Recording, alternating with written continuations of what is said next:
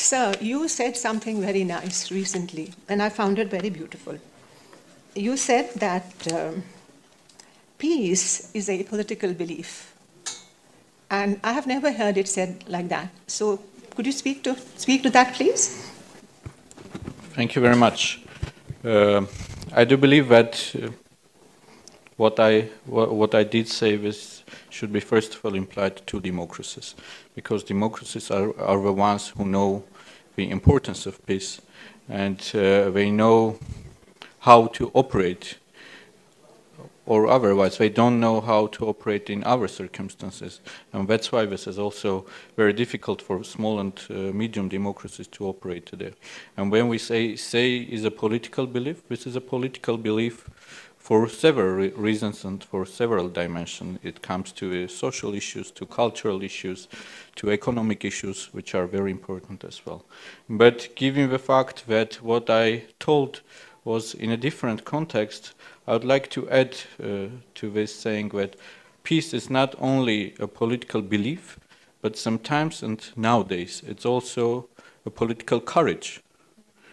And to have a political courage to promote for peace, especially,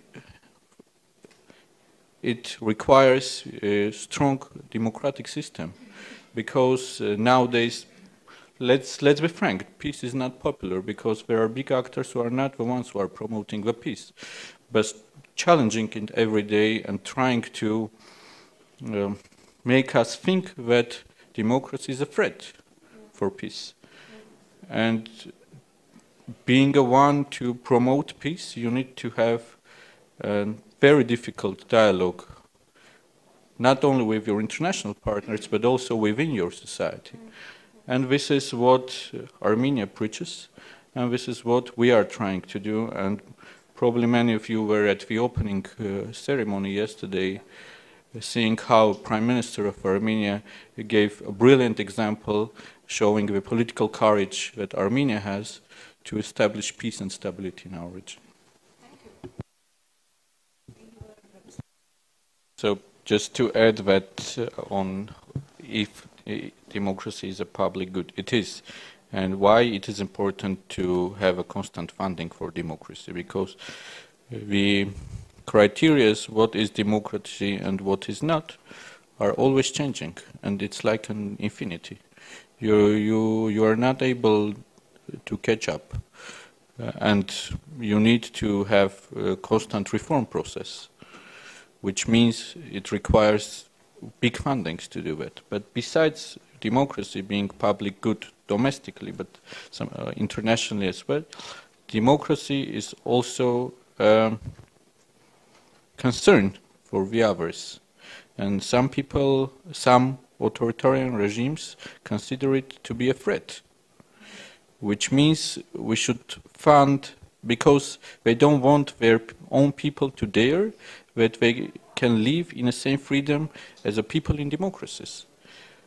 And combining this two brings to the idea that we should fund the democracies not only because of a public good, but also to protect the democracies, because it's also quite costly to protect the democracies. When you said it's difficult to catch up, in the public good catch up, and with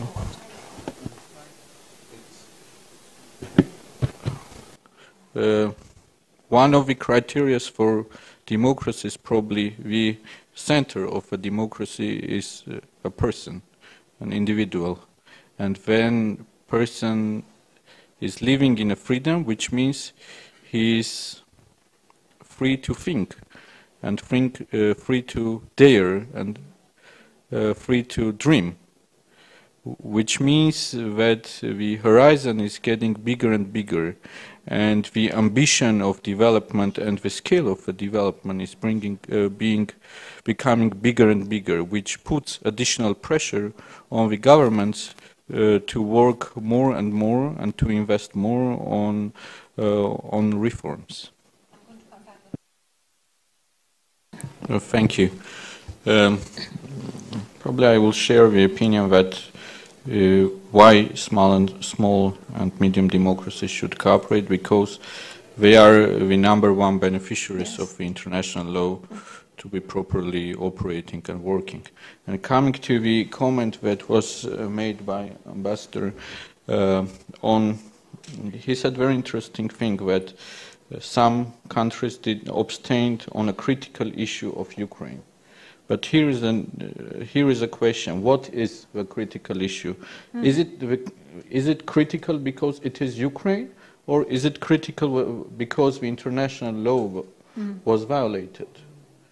And unfortunately, we see that in, let's say, smaller cases, nobody is talking about that, the international law is violated, UN Security Council is failing to address the issue. So here is another reason why the small and medium democracies should think about the common future that we have. Unfortunately, hearing also the discussion that I'm part of now, and I'm sharing the guilt as well, I have a fear that we will not be able to unite. Why? Because we are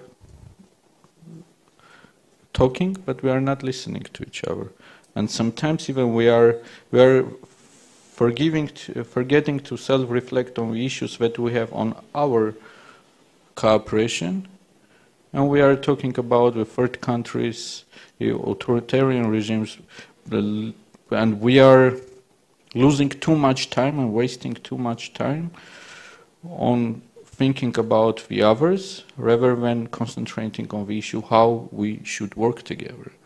Talking without listening. This is what Simon and Garfunkel sang. Yes.